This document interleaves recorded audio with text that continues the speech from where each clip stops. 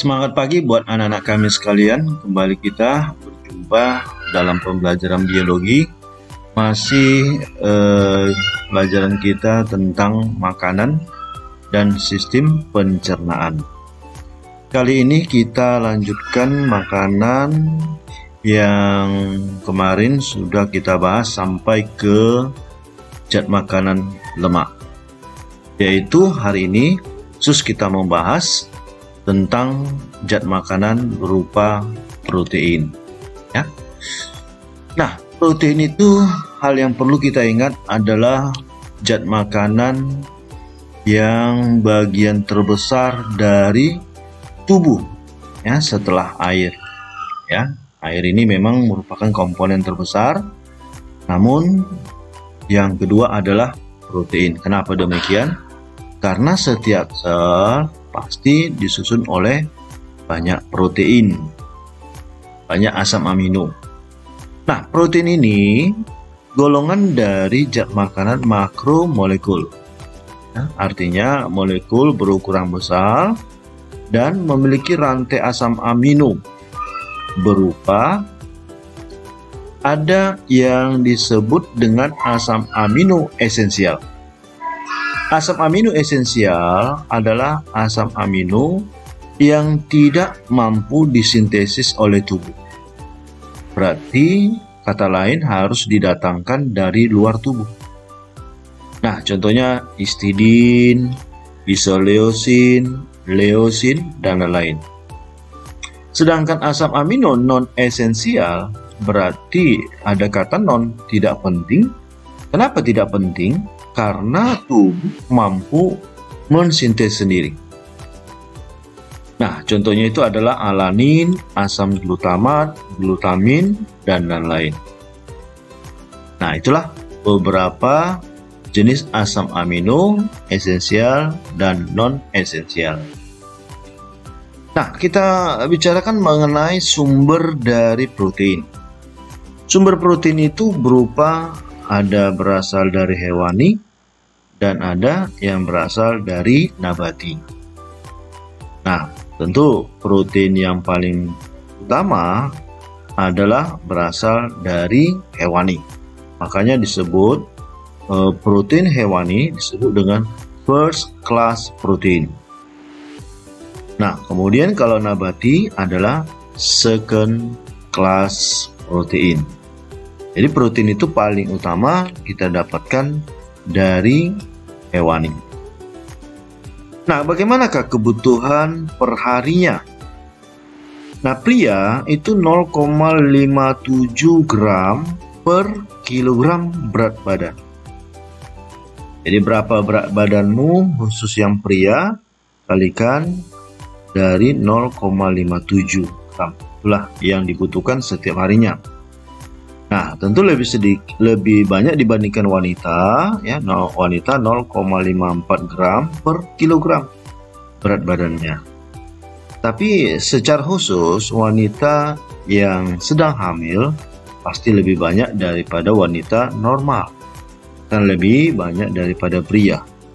Nah, kenapa? Karena yang namanya wanita hamil akan menyokong atau mensuplai lebih banyak protein untuk janinnya. Jadi sudah paham ya bagaimana kebutuhan protein untuk pria dan wanita. Oke, kita lanjutkan. Nah, bagaimana dengan fungsi protein? Fungsi protein adalah sebagai zat pembangun, ya. Kemarin sudah kita ulas apa yang dimaksud dengan zat pembangun. Kalau dibilang zat pembangun ini berarti berhubungan dengan membentuk sel-sel baru, ya, membentuk jaringan baru. Ya, nah ini ya, jadi kita buat di sini plus itu artinya membentuk jaringan tubuh karena jaringan tubuh ini tersusun oleh banyak sel. Nah, setiap sel pasti membutuhkan protein, ya, mengganti sel-sel rusak. Nah, itu juga membutuhkan protein. Nah, kemudian yang kedua adalah pembuatan protein baru dengan fungsi khusus. Artinya material protein itu membentuk enzim. Enzim ini adalah suatu senyawa organik yang bagian dari penyusun enzim ya, untuk mempercepat reaksi metabolisme. Sedangkan hormon juga bagian komponen utamanya adalah protein, adalah untuk memacu kerja organ tubuh ya, merangsang pertumbuhan, merangsang metabolisme tubuh.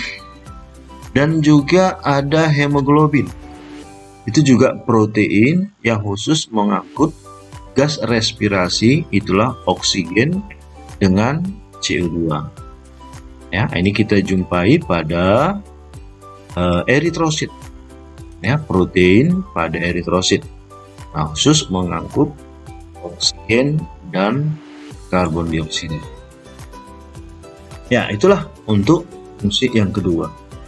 Fungsi yang ketiga adalah sumber energi. Sumber energi ini bisa mampu menghasilkan 4,1 kilokalori ya, atau 17 kilojoule ya. Artinya begini, memang protein mampu menghasilkan energi, namun diharapkan jangan sampai protein menghasilkan energi. Artinya protein itu yang paling utama adalah sebagai zat pembangun.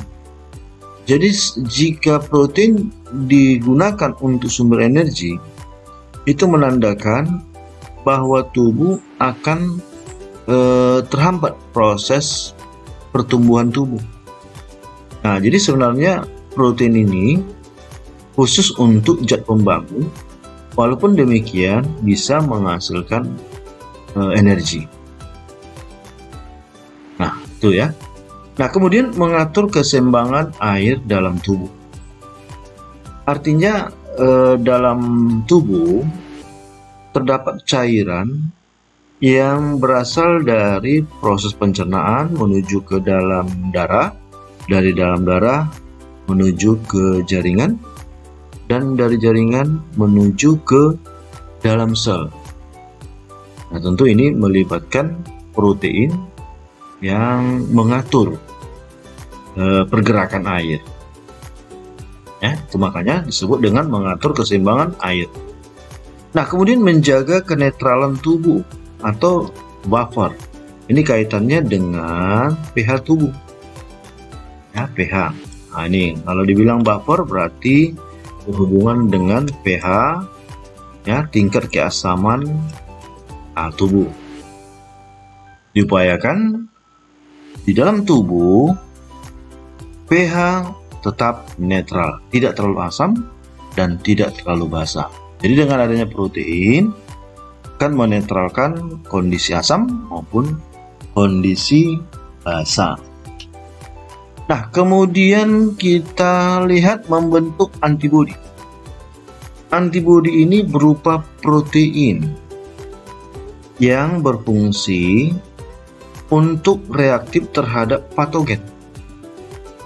Jika ada antigen atau benda asing masuk, maka tubuh akan membentuk antibodi. Ingat, material dari antibodi ini adalah protein. Jadi dalam hal perlindungan tubuh terhadap kuman, perlu kita memperhatikan makanan yang bergizi, terutama protein, karena dia membentuk antibodi. Kemudian mengangkut zat gizi. Mengangkut zat gizi ini berhubungan dengan sistem transportasi yang dimulai dari sistem pencernaan, kemudian sampai ke pembuluh darah, dan akhirnya sampai ke dalam sel-sel tubuh. Inilah yang menjadi fungsi protein. Namun yang paling utama di sini adalah sebagai zat pembangun. Oke, kita teruskan. Bagaimana kalau kekurangan protein? Kalau kekurangan protein bisa menyebabkan penderita marasmus dan kwashiorkor. Nah, sebenarnya marasmus dan kwashiorkor ini disebut juga dengan busung lapar. Jadi istilah awamnya adalah busung lapar. Nah ya, busung lapar.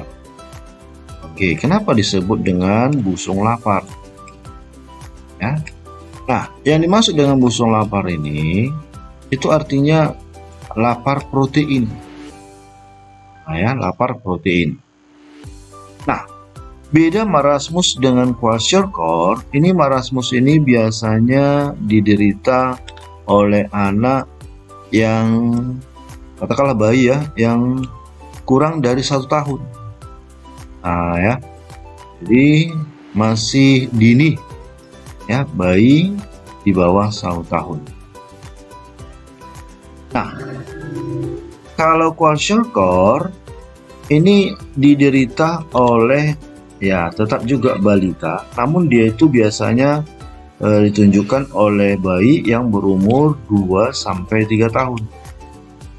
Ya, 2-3 tahun. Nah, jadi pemulanya adalah marasmus. Ya. Nah, kenapa bisa muncul marasmus atau anak yang di bawah 1 tahun menderita penyakit marasmus? Ini disebabkan karena kurangnya gizi, kurangnya protein, atau penyapihan terlalu cepat ya, dalam arti ya kurang mendapatkan asupan ASI ya, terlalu cepat tidak mendapatkan ASI. Kemudian menggunakan susu formula ya, pengganti ASI yang terlalu encer, ini otomatis akan ya kurang terhadap protein. Nah, hal ini menyebabkan terganggunya pertumbuhan bayi, kemudian akan ada sifat apatis, kemudian ini tampak lebih tua ya, lalu terjadi dehidrasi, pembengkakan hati, nah mudah terserang saluran infeksi saluran pernapasan ya, cacingan juga, pertumbuhan yang lambat. Nah, sedangkan kwashiorkor yang diderita oleh anak usia 2-3 tahun, ini akan menyebabkan pertumbuhan terhambat, otot kurang kuat dan melemah. Ya, kemudian gangguan psikomotorik ya, atau gerakannya, lalu perubahan kulit ya, dan rambut ya, Pak, itu istilahnya depigmentasi, kering dan pecah-pecah. Bahkan ada gejala edema pada kaki atau penumpukan cairan. Ya. Itu untuk kwashiorkor. Ya. Nah, namun jika kelebihan protein, ini justru akan memberatkan kerja hati maupun ginjal. Kenapa demikian? Karena protein yang berlebih ini akan dirombak menjadi amonia. Ya. Nah, amonia itu kan berupa sisa metabolisme yang larut dalam darah, maka akan disaring oleh hati maupun ginjal. Nah, jadi kalau hati kan untuk tempat penguraian protein yang berlebih, sedangkan ginjal penyaring. Nah, jadi kalau terlampau banyak protein dikonsumsi, inilah membuat ginjal terpaksa kerja keras, ekstra keras untuk menyaring pecahan protein tadi. Nah, itu ya, jadi hati-hati juga kalau mengkonsumsi protein yang berlebihan.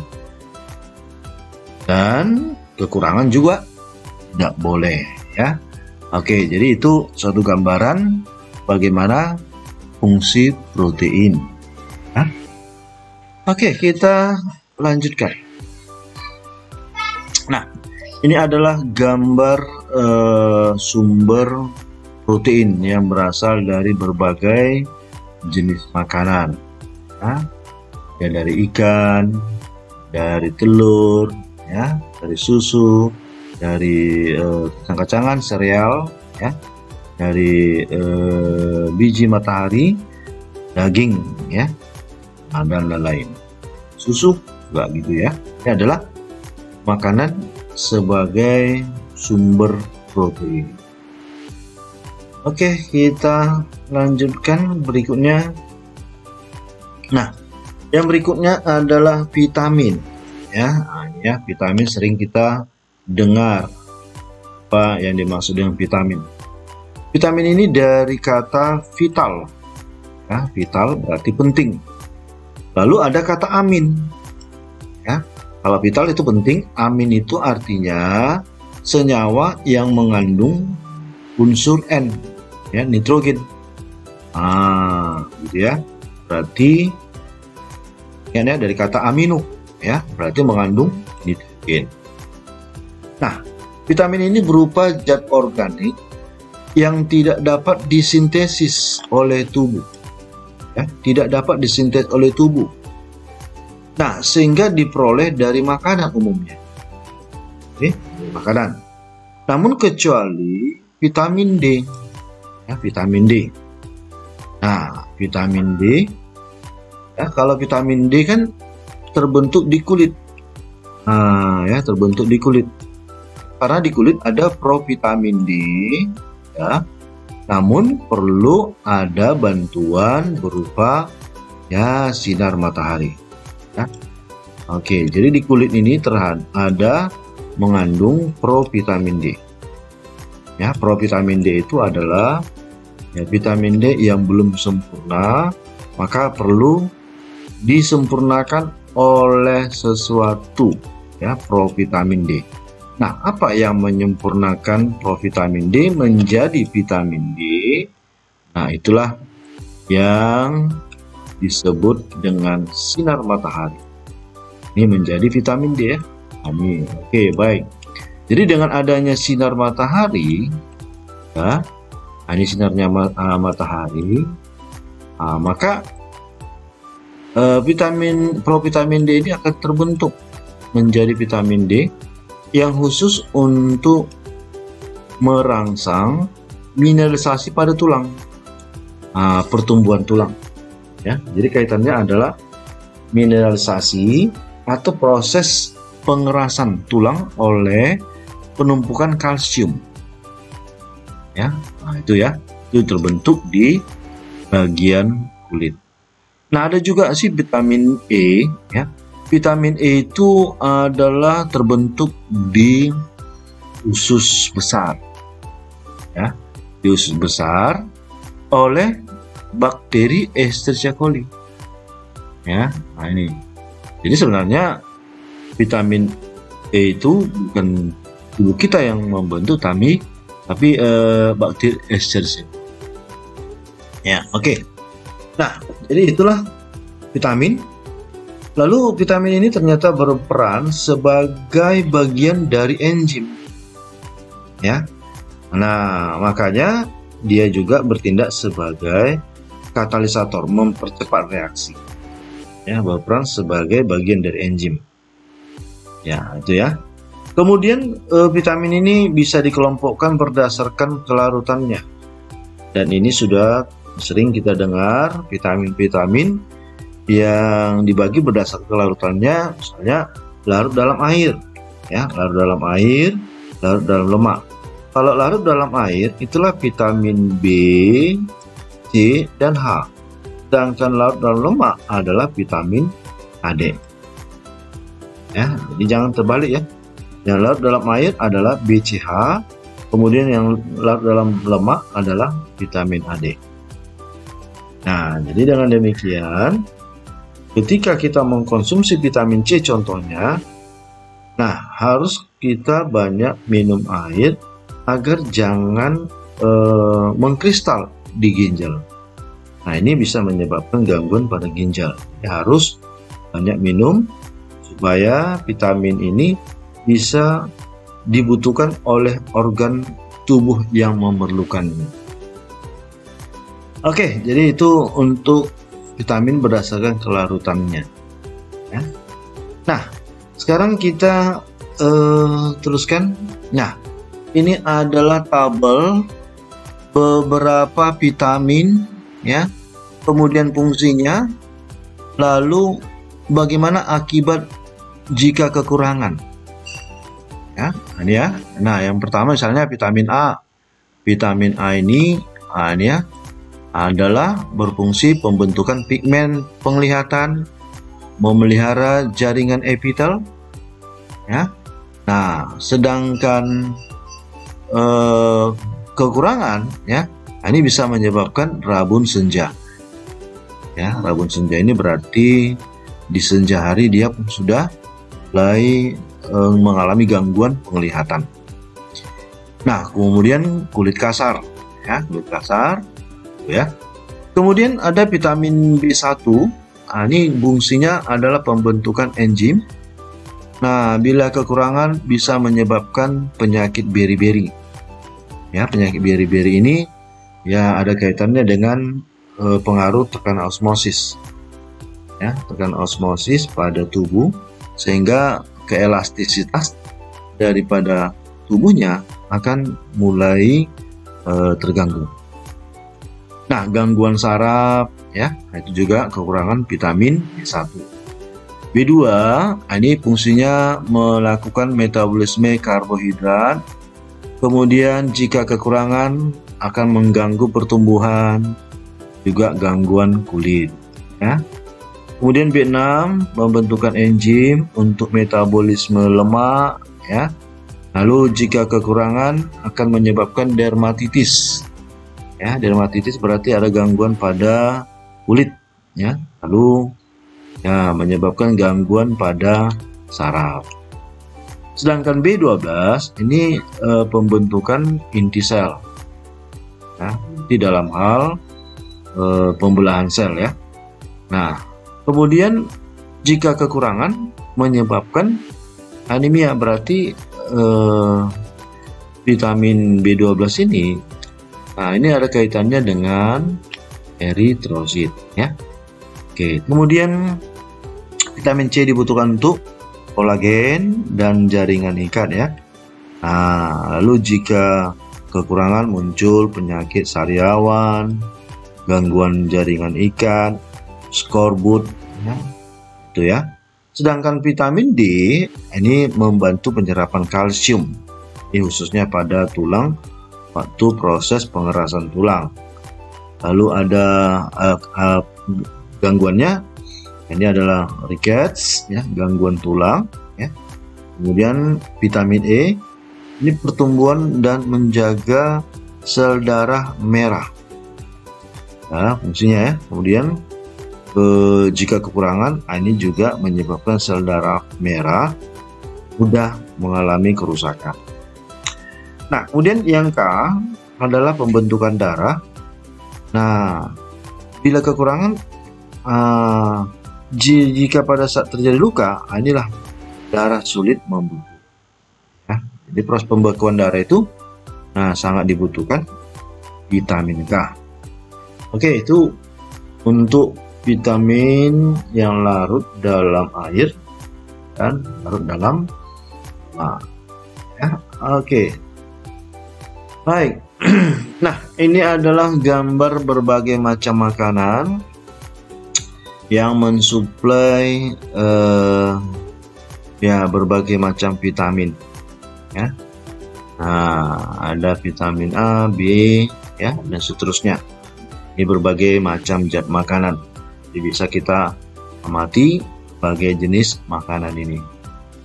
Oke, jadi itu untuk sumber vitamin yang kita peroleh.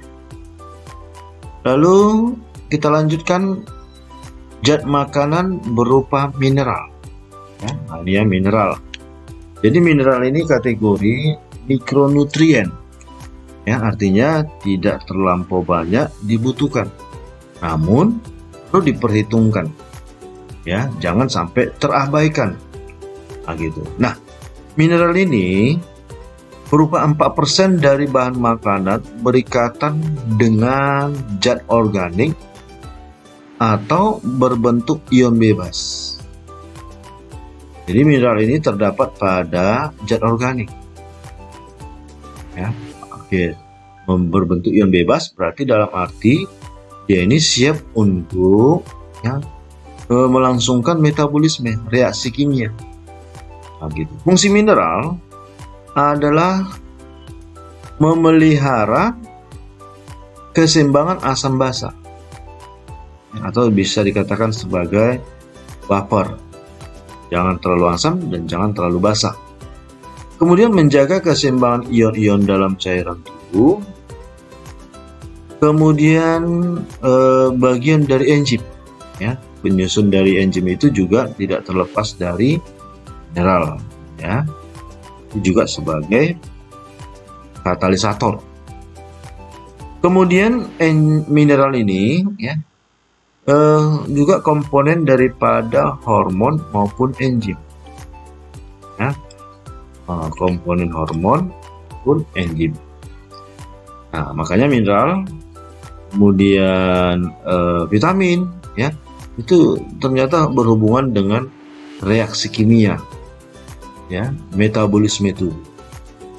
Lalu penyusun jaringan, ya, penyusun jaringan seperti kalsium, fosfor, magnesium, dan ferrum. Ya, ini adalah mineral yang banyak dijumpai pada jaringan tubuh. Oke, kita lihat selanjutnya. Nah, ini adalah tabel fungsi mineral dan unsur mikro. Nah, kita lihat misalnya berupa kalium, ya. Nah, ini ya, kita perhatikan dulu, ini warna merah kita buat. Nah, ini ya, kalium, ya, sumbernya adalah stroberi, ya, apel, pisang, wortel, paprika, tomat maupun kopi. Ini mengandung kalium, ya. Nah, fungsinya mengatur tata air tubuh, mengatur tegangan jaringan. Ya, oke. Lalu kalsium ini kita dapatkan dari susu, yogurt, mentega, keju, ya, coklat, air mineral. Ini berhubungan dengan pertumbuhan tulang, ya, tulang, gigi, ya, pembekuan darah, otot, saraf, bahkan melindungi alergi. Lalu magnesium ini kita dapatkan dari apel hijau, ya, sayuran mentah, jagung, kacang, air mineral. Ya, fungsinya berhubungan dengan sel, otot, saraf maupun jantung, ya. Natrium ini sumbernya dari garam dapur. Ini cukup gampang didapat. Lalu fungsinya mengatur tata air, itu mengatur tekanan darah. Kalau terlampau banyak, ini menyebabkan tekanan darah menjadi tinggi. Fosfor, ya, nah, ini diperoleh dari kacang-kacangan, coklat, marzipan, popcorn, dan teh hitam, ya. Nah, ini juga berhubungan dengan pertumbuhan tulang, otot, dan juga bagian dari energi kimia, ya. Energi kimia itu kan ATP, adenin trifosfat. Lah, makanya membutuhkan fosfor. Ya, zat besi, sayuran-sayuran, ya, mentah, ya, sayur mentah, ya, kopi, teh hitam. Ini fungsinya adalah berperan dalam pembentukan sel darah merah, lalu pertumbuhan badan. Fluor, ya, nah, ini kita peroleh dari ikan tongkol, ya, kemudian teh hitam serta air mineral. Nah, ini juga berhubungan dengan pertumbuhan gigi dan tulang. Nah, jodium ini adalah garam berjodium, ya. Nah, juga kita dapatkan dari kerang, teh hitam, lalu sitrun, ya. Nah, fungsinya adalah berhubungan dengan hormon kelenjar dan kemudian mencegah ini penyakit gondok, ya. Ini, ya, karena ini ada kaitannya dengan di kelenjar gondok. Nah, kemudian pertumbuhan, ya, fungsi otak. Oke, ya. Lalu ada zinkum, ya, zinc. Ini kita dapatkan pada keju, kemudian kuning telur. Ini berhubungan dengan metabolisme protein dan karbohidrat. Itulah fungsi mineral dan unsur mikro. Oke, kita nextkan. Nah, ini adalah sumber makanan yang mengandung banyak mineral. Ya, jadi kalau rajin mengkonsumsi buah-buahan, berarti kebutuhan akan mineral pasti terpenuhi. Ya, oke, itu untuk mineral. Lalu ada dua kelompok mineral, ya. Dua kelompok mineral ini ada kategori makro dan ada kategori mikro. Kalau makro, inilah natrium, ya, klor, kalium, kalsium, fosfor, magnesium, dan sulfur. Ya. Sedangkan yang mikro, Fe, zinkum, iodium, selenium, mangan, fluor, kuprum, krom, molybdenum, dan kobalt. Nah, arti dari mineral mikro ini adalah dibutuhkan dalam jumlah sedikit. Kalau mineral makro ini dibutuhkan dalam jumlah besar. Ya, baik, itu untuk kelompok dari mineral, ya. Oke, kemudian yang berikutnya adalah air, ya. Zat makanan yang keenam berupa air. Jadi sebenarnya kenapa dikategorikan zat makanan? Nah, sebenarnya dia itu bukan makanan, tetapi kandungan yang terdapat pada makanan dan komponen terbesar. Nah, jadi air ini merupakan bagian terbesar dari berat badan. Ya. Nah, setiap makhluk hidup berarti harus ada yang namanya air, dan bahkan terbesar. Nah, kalau orang dewasa, air itu bisa mencapai 60%, 55% sampai 60% adalah air. Nah, sedangkan bayi ternyata lebih besar lagi, 75%.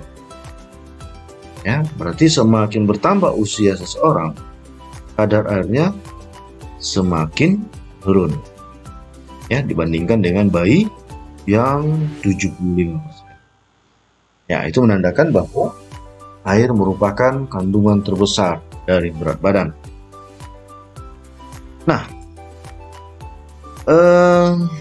karena air merupakan bagian terbesar dari berat badan, sehingga tubuh butuh air yang cukup banyak.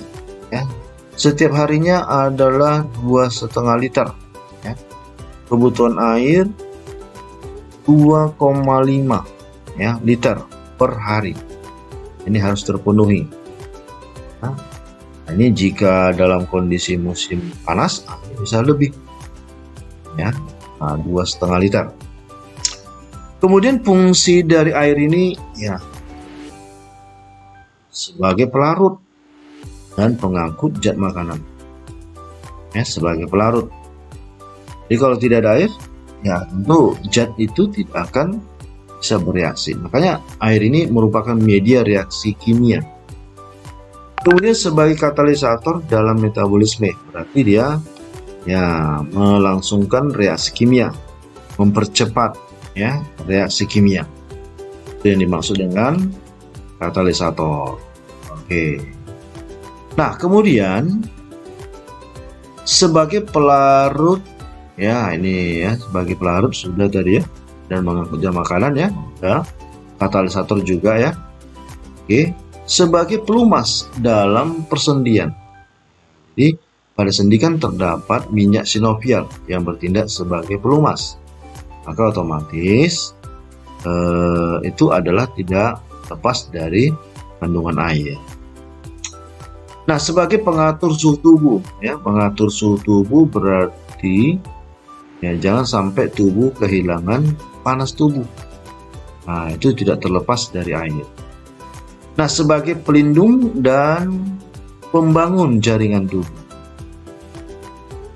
Nah, jaringan tubuh itu kan berarti sel-sel baru. Setiap sel itu kan pasti ya mengandung banyak air. Oke.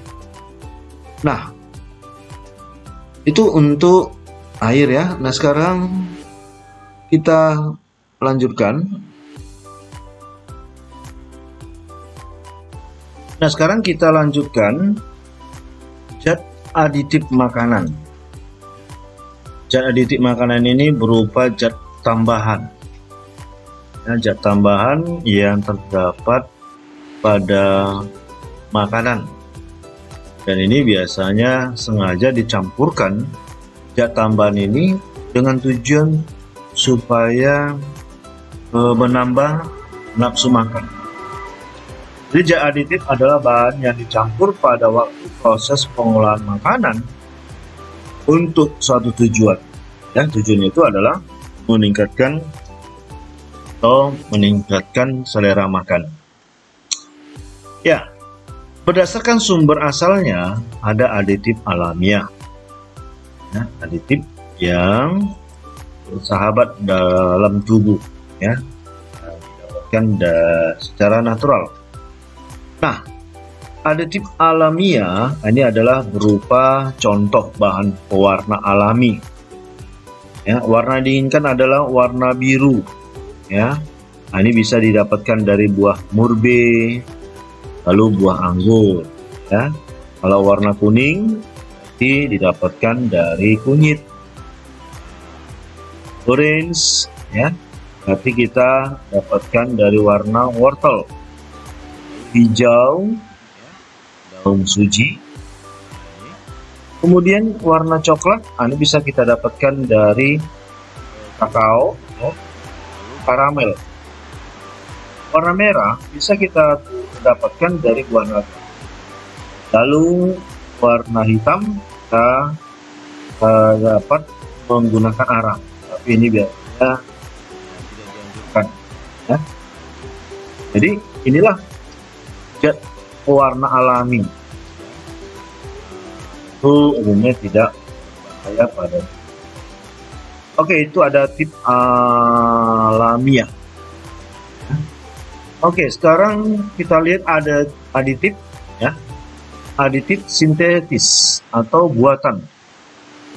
Aditif sintetis ini kadang mengandung zat berbahaya, ya, makanya hati-hati terhadap aditif sintetis yang bisa bersifat karsinogenik.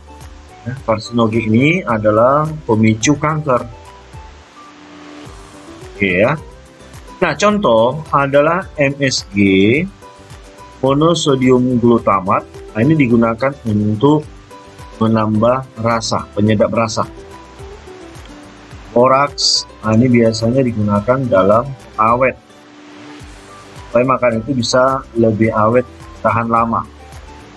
Tartrazin, ini biasanya adalah digunakan pewarna pakaian. Ini hati-hati ya. Jadi warna itu pun, kalau warna alamiah itu warnanya memang tidak menyolok. Kalau warna sintetik itu warnanya lebih menyolok. Jadi bisa kita bedakan makanan yang memiliki warna. Kalau warnanya terlalu menyolok, itu biasanya menggunakan aditif sintetis. Oke ya. Oke, kita lihat. Nah, ini contoh dalam bentuk tabel jenis-jenis pengawet sintetik. Ya, misalnya natrium nitrat. Ini biasanya digunakan untuk daging olahan. Ya, daging itu bisa tahan lama. Kemudian natrium nitrit, ini daging awetan juga, dan makanan kaleng, kornet kaleng, kalengan ya. Nah, ini yang disimpan di dalam kaleng, kaleng. Asam benzoat ini biasa digunakan untuk minuman ringan dan kecap. Oke. Kemudian asam propionat ini digunakan roti. Nah, roti bisa tahan lama. Kalium benzoat ini digunakan dalam kecap dan saus. Ya, itu contoh-contoh pengawet sintetik pada berbagai jenis makanan. Ya. Oke, kita teruskan. Nah, ada berupa contoh lain ya. Lalu yang kaitannya dengan dampak terhadap kesehatan. Zat warna sintetis hanya bisa dampaknya alergi dan kanker hati. Hati-hati terhadap zat warna sintetis. Lalu ada MSG. MSG ini rupanya bisa menyebabkan rusakan otak, mempercepat proses penuaan, ya, migrain maupun stres. Nah, ya, itu MSG ya. Nah, kemudian BHT dan BHA atau butil hidroksianisol dan butil hidroksitoluen, ini menyebabkan kelainan kromosom pada orang alergi terhadap aspirin. Kalau udah berhubungan dengan kromosom, ini bisa menyebabkan terjadi mutasi, ya, muncul cacat, ya, karena di sini di dalam kromosom ada, ya. Baik, lalu ada sulfit. Ini menyebabkan sesak napas, ya, gatal-gatal, bahkan bengkak. Kemudian ada zat aditif pemanis. Nah, ini sering kita jumpai pada minuman kemasan, ya. Nah, contoh menyebabkan kanker kantong kemih. Nah, ini biasanya sakarin. Lalu ada gangguan saraf dan tumor otak, ya. Ini biasanya aspartam, ya. Sakarin, ya, pemanis sakarin dan juga pemanis aspartam, ya. Hati-hati ya. Akan mengkonsumsi minuman-minuman yang ditambahkan dengan pemanis, ya. Oke, jadi itulah contoh zat aditif terhadap dampak kesehatan. Nah, sekarang bagaimanakah perbedaan, ya, antara pemanis alami dengan pemanis buatan, ya. Nah, kalau pemanis alami ini pada suhu tinggi, ini bisa terjadi, ya. Nah, kalau pemanis buatan ini bisa cukup stabil, lebih tahan bila dipanaskan, ya. Kemudian pemanis alami, ininya dampaknya memang kalorinya tinggi, ya, memiliki kalori tinggi. Kalau pemanis buatan memang memiliki kalori rendah, ya. Kemudian yang pemanis alami ini berasa manis normal, ya, seperti, ya, katakanlah di pasir itu adalah manis normal. Nah, kalau pemanis buatan ini berasa manis sampai puluhan bahkan ratusan kali rasa manis gula. Jadi karena saking manisnya, jadi ada muncul seperti ada kelatnya, ada pahitnya. Terlalu manis pun, ya, terus ada kejenuhan terhadap cita rasa manis sehingga muncul kayak seperti, kelat di lidah. Nah, kemudian harganya, ini untuk pemanis alami, ini tentu, ya, cenderung lebih mahal, ya, lebih tinggi. Kalau yang pemanis buatan harganya sangat terjangkau, ya. Nah, kemudian dari segi pengkonsumsinya tentu yang alami ini lebih aman dikonsumsi, ya, lebih aman dikonsumsi. Sedangkan pemanis buatan sebagian dapat berpotensi karsinogen, ya, inilah penyebab kanker.